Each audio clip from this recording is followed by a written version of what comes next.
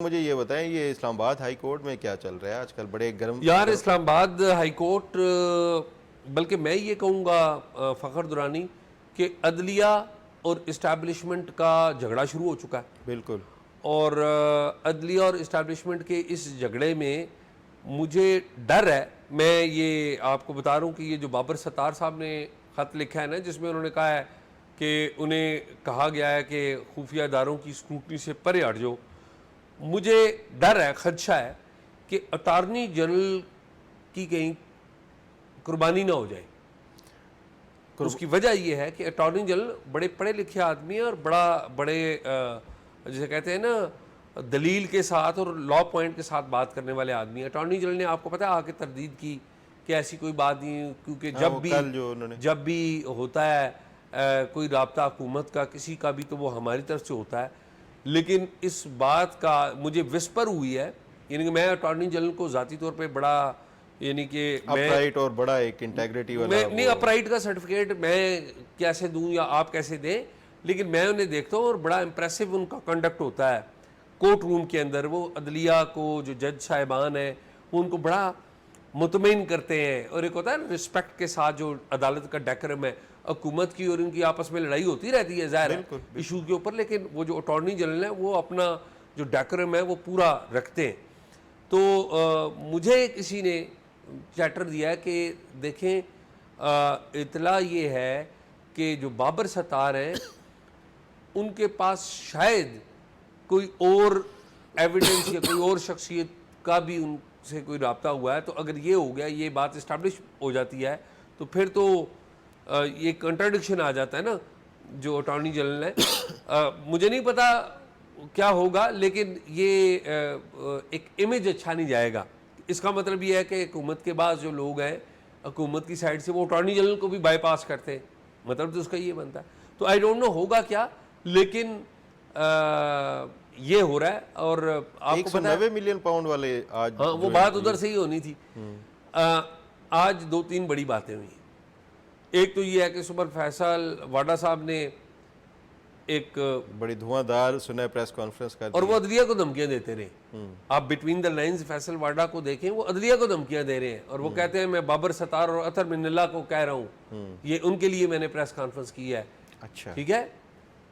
और फिर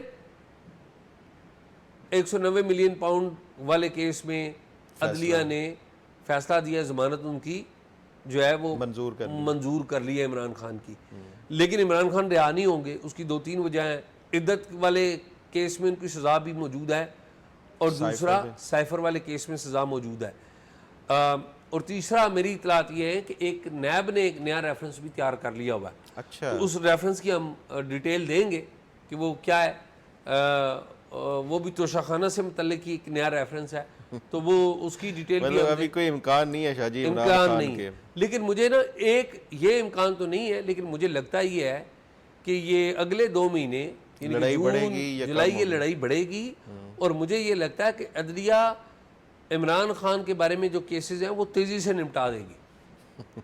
अच्छा, मुझे लगता ये है, क्योंकि देखें ना जिस तरह से अदलिया के ऊपर अटैक हो रहा है, आप हुकूमत के वज़रा, वज़ीर इत्तलात वो कर रहे हैं, फिर और जो हुकूमती अहदेदार हैं वो आ रहे हैं, वो प्रेस कॉन्फ्रेंस कर रहे हैं, तो वो अदलिया को रिड्यूक्यूल करने की कोशिश कर रहे हैं ना। शाह जी, एक सवाल है मेरा, अदलिया में सिर्फ इस्लामाबाद हाई कोर्ट ही क्यों ये जो हाइपर एक्टिव हुई है? बाकी सुप्रीम कोर्ट में हम वो अर्जेंसी या वो नहीं देख रहे, बाकी कोर्ट्स में भी नहीं, लेकिन इसमें इस्लामाबाद हाई कोर्ट की जो यार वो मुझे पता है क्या लगता है, ये अगेन मेरा इंप्रेशन है, हो सकता है क्या है, मुझे लगता ये है कि जो एक जज के बेडरूम से जब कमरे निकले हैं ना, कैमरे निकले हैं, और उसने अपना जो केस है अपने साथी जजेस के सामने रखा है, उनके दरमियान ज़ाहिर इख्तलाफ भी हो सकता है। देखें कई मामलात में मेरा आपका और साथियों से इख्तलाफ हो सकता है, लेकिन खुदा न खास्ता आप कोई आउटसाइडर जो है वो करे तो सारे फिर मिल जाते हैं। जी हाँ,